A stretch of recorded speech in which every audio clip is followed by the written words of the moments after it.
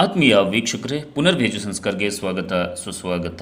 ನೀವೇನಾದ್ರೂ ಕೂಡ ರೈತರಾಗಿದ್ದರೆ ಈ ಒಂದು ವಿಡಿಯೋವನ್ನು ಸಂಪೂರ್ಣವಾಗಿ ನೋಡಿ. ಯಾಕಪ್ಪ ಅಂತಂದರೆ ಮಾರ್ಚ್ 31ರ ಒಳಗಡೆ PM ಕಿಸಾನ್ ಯೋಜನೆಗೆ ಸಂಬಂಧಪಟ್ಟ ಹಾಗೆ ನೋಂದಣಿ ಮಾಡಿ 4,000ವನ್ನು ಪಡೆಯಬಹುದು. ಈಗ ಬನ್ನಿ ಆ ಒಂದು ಮಾಹಿತಿಯನ್ನು ನೋಡೋಣ. ಈ ಒಂದು ಮಾಹಿತಿಯನ್ನು ನೋಡೋದಕ್ಕಿಂತ ಮುಂಚೆ ಇನ್ನೂ ಕೂಡ ನಮ್ಮ ಚಾನಲ್ಗೆ ಸಬ್ಸ್ಕ್ರೈಬ್ ಆಗಿಲ್ಲ ಅಂತಂದರೆ ಸಬ್ಸ್ಕ್ರೈಬ್ ಮಾಡಿ. ನಮ್ಮ ಎಲ್ಲ ವಿಡಿಯೋಗಳನ್ನು ಮೊದಲಿಗರಾಗಿ ನೀವು ನೋಡೋದಕ್ಕೆ ಪಕ್ಕದಲ್ಲೇ ಕಾಣುವಂತಹ ಬೆಲ್ ಐಕಾನನ್ನು ಕ್ಲಿಕ್ ಮಾಡಿ. ಬನ್ನಿ ಗೆಳೆಯರೆ, ಈಗ ಈ ಒಂದು ಮಾಹಿತಿಯನ್ನು ನೋಡೋಣ. ಇಲ್ಲಿ ನೀವು ನೋಡ್ತಾ ಇರ್ಬೋದು, ಮಾರ್ಚ್ 31ರ ಒಳಗೆ PM ಕಿಸಾನ್ ಯೋಜನೆಗೆ ನೋಂದಣಿ ಮಾಡಿ 4,000 ಪಡೆಯಿರಿ. ಹಾಗಾದರೆ ಯಾವ ರೀತಿಯಾಗಿ ಯಾವ ಲಿಂಕನ್ನು ಉಪಯೋಗಿಸಿಕೊಂಡು ನೀವು PM ಕಿಸಾನ್ ಯೋಜನೆಗೆ ನೋಂದಣಿಯನ್ನು ಮಾಡಿಸ್ಬೋದು ಅನ್ನೋದನ್ನು ಈಗ ನೋಡೋಣ ವೀಕ್ಷಕರೇ ಹಾಗೂ ನನ್ನ ರೈತ ಮಿತ್ರರೇ.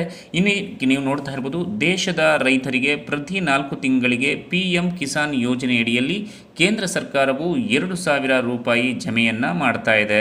ಈಗಾಗಲೇ 7 ಕಂತಿನ ಹಣ ಕೂಡ ಜಮೆಯಾಗಿದೆ. ಇನ್ನು 8ನೇ ಕಂತಿನ ಹಣ ಮುಂದಿನ ತಿಂಗಳು ಅಂದರೆ ಏಪ್ರಿಲ್ ತಿಂಗಳಿನಲ್ಲಿ ಬಿಡುಗಡೆಯಾಗಲಿದೆ. ಆದರೆ ಇಲ್ಲಿ ಇನ್ನೊಂದು ಸಂಗತಿಯನ್ನು ನೀವು ಗಮನಿಸಬೇಕು. ಅದು ಏನಪ್ಪ ಅಂತಂದರೆ, ಯಾರು ನೋಂದಣಿಯನ್ನು ಮಾಡಿಸಿಕೊಂಡಿಲ್ವೋ ಅವರು ಮಾರ್ಚ್ 31ರ ಒಳಗೆ ನೋಂದಣಿಯನ್ನು ಮಾಡಿಸಿದ್ರೆ 7ನೇ ಕಂತಿನ ಹಣ ಹಾಗೂ ಏಪ್ರಿಲ್ ತಿಂಗಳಿನಲ್ಲಿ 8ನೇ ಕಂತಿನ ಹಣವು ಕೂಡ ಜಮೆಯಾಗಲಿದೆ.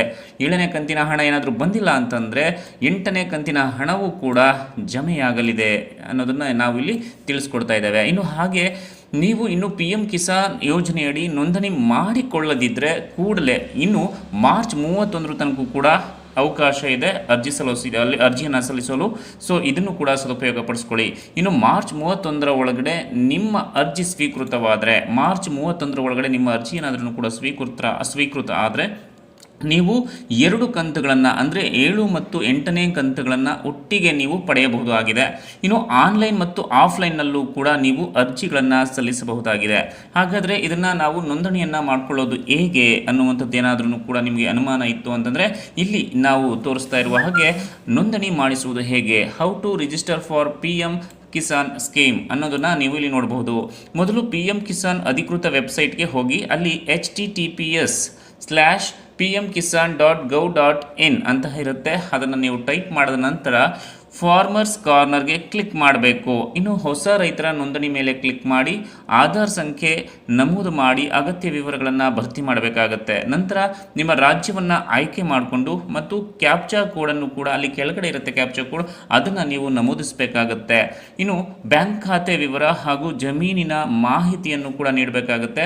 ಒಂದು ವೇಳೆ ಏನಾದರೂ ಕೂಡ ನಿಮಗೆ ಆನ್ಲೈನಲ್ಲಿ ಈ ಒಂದು ಸಮಸ್ಯೆ ಆಗ್ತಾ ಇದ್ದರೆ ನಿಮ್ಮ ಹತ್ತಿರದ ರೈತ ಸಂಪರ್ಕ ಕೇಂದ್ರ ಏನಿದೆ ಅಲ್ಲಿಗೆ ಹೋಗಿ ನೀವು ನೋಂದಣಿಯನ್ನು ಮಾಡಿಸಬಹುದು ಅಥವಾ ಕೃಷಿ ಇಲಾಖೆಗೆ ಅಗತ್ಯ ದಾಖಲೆಯನ್ನು ಸಲ್ಲಿಸಿ ನೋಂದಣಿಯನ್ನು ಮಾಡಿಸಬಹುದು.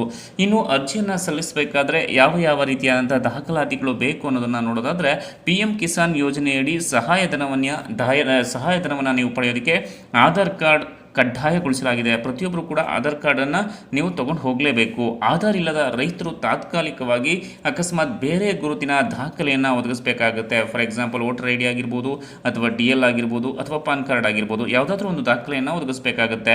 ಮೊದಲನೇ ಕಂತಿನ ಸಹಾಯಧನವನ್ನು ನೀವು ಪಡೆಯಲು ಆಧಾರ್ ಇಲ್ಲದ ರೈತರು ಮತದಾರರ ಗುರುತಿನ ಚೀಟಿ, ಆಗಲೇ ನಾನು ಮೊದಲು ಹೇಳಿದಾಗೆ ಮತದಾರರ ಗುರುತಿನ ಚೀಟಿ, DL ಇಲ್ಲವೇ ಕೇಂದ್ರ ಮತ್ತು ರಾಜ್ಯ ಸರ್ಕಾರದಿಂದ ನೀಡಿರುವಂತಹ ಫೋಟೋ ಸಹಿತ ಯಾವುದಾದರೂ ಗುರುತಿನ ಚೀಟಿಯನ್ನು ಕಡ್ಡಾಯವಾಗಿ ನೀವು ಒದಗಿಸಬೇಕಾಗುತ್ತೆ. ಇನ್ನು ಹೆಚ್ಚಿನ ಮಾಹಿತಿಗಾಗಿ ನೀವು ಸಂಪರ್ಕ ಮಾಡಬೇಕು. ಇದ್ರ ಬಗ್ಗೆ ಇನ್ನೂ ಇನ್ಫಾರ್ಮೇಷನ್ನ ನೀವು ತಿಳ್ಕೋಬೇಕು ಅಂತಂದರೆ ಇಲ್ಲಿ ನೀವು ನೋಡ್ತಾ ಇರ್ಬೋದು, PM ಕಿಸಾನ್ ಯೋಜನಾ ಹೆಲ್ಪ್ಲೈನ್ ನಂಬರ್ 011-24300606 ಅಥವಾ PM ಕಿಸಾನ್ ಯೋಜನೆ ಟೋಲ್ ಫ್ರೀ ನಂಬರ್ ಏನಿದೆ 1800115526 ಇದಕ್ಕೆ ನೀವು ಸಂಪರ್ಕ ಮಾಡಬಹುದು. ಇದಲ್ಲದೆ ಹೆಲ್ಪ್ಲೈನ್ ಕೂಡ ಇದೆ. ಯಾವುದಪ್ಪ ಅಂತಂದರೆ 155261 ಕರೆ ಸಮಸ್ಯೆ ಬಗೆಹರಿಸಿಕೊಳ್ಳಬಹುದಾಗಿದೆ. ಇದು ಬಿಟ್ಟು ಕೇಂದ್ರ ಕೃಷಿ ಸಚಿವಾಲಯ 011-233-8109-2ಗೆ ಕೂಡ ನೀವು ಕರೆಯನ್ನು ಮಾಡಬಹುದಾಗಿದೆ. ಈ ಒಂದು ಮಾಹಿತಿ ಏನಾದರೂ ಕೂಡ ನಿಮಗೆ ಇಷ್ಟ ಆಗಿದ್ದರೆ ನಿಮ್ಮ ಎಲ್ಲ ಅಕ್ಕಪಕ್ಕದಲ್ಲಿ ಇರುವಂತಹ ರೈತರಿಗೆ ಹಾಗೂ ನಿಮ್ಮ ಎಲ್ಲ ರೈತ ಬಳಗದವರಿಗೆ ಈ ಒಂದು ವಿಡಿಯೋವನ್ನು ಶೇರ್ ಮಾಡಿ ಅಂತ ಹೇಳ್ತಾ ಈ ಒಂದು ವಿಡಿಯೋವನ್ನು ಇಲ್ಲಿಗೆ ಮುಗಿಸ್ತಾ ಇದ್ದೇನೆ. ನಮಸ್ಕಾರ.